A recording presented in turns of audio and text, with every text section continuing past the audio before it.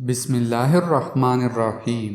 السلام علیکم دوستو، آج ہم آپ کو رمضان المبارک کے 11واں روزے کے وظائف بتائیں گے۔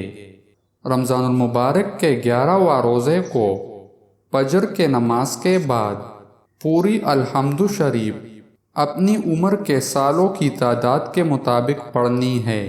نماز ظہر کے بعد سورۃ فتح 1 مرتبہ پڑھے اور نماز عصر کے بعد آیت الکرسی 17 مرتبہ پڑھے۔ نماز مغرب کے بعد درود ابراہیمی 55 مرتبہ پڑھے۔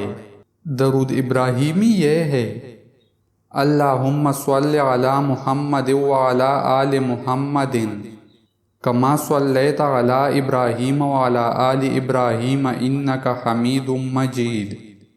اللہم بارک علی محمد وعلی آل محمد کما بارکت علی ابراہیم وعلی آل ابراہیم انک حمید مجید۔ نماز عشاء کے بعد صلاۃ التسبیح 4 رکعت نفل 1 مرتبہ پڑھے۔